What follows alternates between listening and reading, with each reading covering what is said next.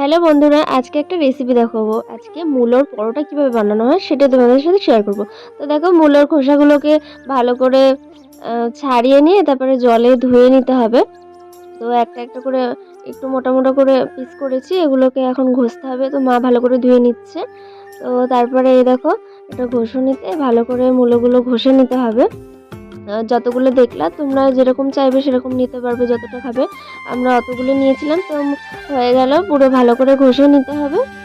ঘষে নেওয়ার পরে এ দেখো, একটা সুতির কাপড়ের মধ্যে মূলোগুলো নিয়ে ভালো করে জলটা ছেঁকে নিতে হবে।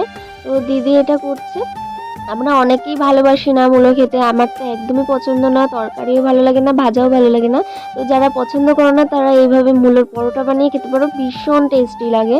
তো জলটা বের করে নিল ওই মূলোটা ছেঁকে। তারপরে এই দেখো, মূলোর জলটা বের করে নিয়ে এগুলো এখন থালায় রাখছে, মাখতে হবে এগুলো। তো তার জন্য লাগবে ধনেপাতা কুচি, আদা একটু ঘষে নিয়েছে, আর লঙ্কা কুচি লাগবে। এই কটা কেটে নিয়ে তারপরে এটা পুর বানাতে হবে। তারপরে দেখো, কড়াইতে তেল বসিয়ে দিয়েছে। কড়াই তেল দেওয়ার পরে একটু মৌরি দিয়ে দিতে হবে তেলের উপরে। তারপরে আদা যে ঘষে রেখেছিল ওই আদাগুলোকে দিয়ে দিল, আর লঙ্কা কুচি দিয়ে দিতে হবে। এই দেখো, লঙ্কা কুচিও দিয়ে দিল। তারপরে এগুলোকে ভালোভাবে ভাজতে হবে। তো দিদি এখন ভেজে নিচ্ছে। তো এই দেখো, ভাজা হয়ে গেলে লাল লাল করে তারপরে মূলোগুলো দিয়ে দিতে হবে। মূলোগুলো দিয়ে দেওয়ার পরে মূলোগুলো ভালো করে দেখো ভাজা প্রায় অলরেডি হয়ে গেছে একটু। তারপরে পরিমাণ মতো নুন দিয়ে দিল। নুনটা তোমরা যেরকম চাইবে সেরকম পরিমাণ মতো দিতে হবে। তো আমাদের ওইটুখানি দিল। তারপরে হলুদ দিয়ে দিল। ভালো করে হলুদটা দিয়ে তারপরে ভাজতে হবে মূলোটা। পুরটা ভালো করে বানাতে হবে, যেন আমাদের ভীষণ টেস্টি হয়েছিল, আর খেতেও ভীষণ ভালো লাগে। তো এটা রান্না করে নিচ্ছে। তো এই দেখো, একটু চাট মশলা দিয়ে দিল পুরের মধ্যে, আর গরম মশলা গুঁড়ো ছিল ওইটাও একটু দিয়ে দিল। দারুণ লাগছিল খেতে। তারপরে ধনেপাতা কুচি করা ছিল ওইগুলোও ভালো করে দিয়ে দিল, যতগুলো ছিল ততগুলো সব একবারে দিয়ে দিল।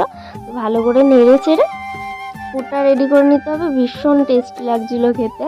তারপরে দেখো, আমাদের পুর অলরেডি রেডি। থালায় ঢেলে নিল। তারপরে ময়দা মাখার পালা। তো একটু আটা আর একটু ময়দা মিক্সড করে আমরা মেখেছিলাম। তোমরা চাইলে আটাও দিতে পারো পুরোটা, আর ময়দাও দিতে পারো। তো আমরা একটু মিক্সড করে মেখেছিলাম। তারপরে দেখো, এই জলটা দিয়ে মাখতে হবে। তো পরিমাণ মতো আটার মধ্যে মা দিয়ে দিচ্ছে, নুন দিয়ে দিচ্ছে। তো আমার মা এসেছিলো বলছিলাম, মা তারপরে এই যে দিয়ে দিচ্ছে।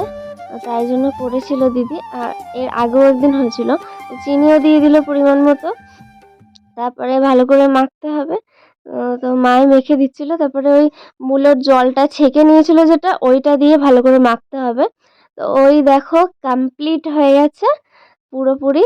তারপরে গোল গোল করে একটু বাটির মতো করে পুরগুলো ঢুকিয়ে নিতে হবে, নর্মাল যেরকম পুরের যে কোনো লুচি বা পরোটা হয় সেরকমই।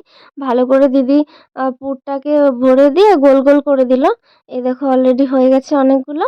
তো তারপরে আমি এ দেখো বেলতে বসেছি, আর হচ্ছিলও না প্রথমে, না একটু ফেটে ফেটেই যাবে। ভালো করে ময়দা আটা দিয়ে ভালো করে এটা করতে হবে, না সাইড থেকে না বেরিয়ে যাবে। তো আমার ভালোই হচ্ছিল। আর ওই থালায় দেখছো একটু একটু এক একটা না ভেঙে ভেঙে যাচ্ছিল, কিরকম হচ্ছিল না। তো আমি অনেক কটা বেলেছিলাম। তো ভালোই বেলতে পেরেছিলাম। তারপরে নর্মাল যেরকম পরোটা করে তারপর তাওয়ার উপর তেল টেল দিয়ে তারপরে সেঁকে নিতে হবে। আর ইয়েগুলো পরোটাগুলো। তো এই দেখো, কমপ্লিট হয়ে গেল। অনেকগুলো হয়েছিল, ভীষণ টেস্টি লাগে। তোমরা যেরকম যারা ভালোবাসো না খেতে এমনি মূলো, তো মূলোর পরোটা বানিয়ে খেতে পারো, ভীষণ ভীষণ টেস্টি লাগবে। টাটা।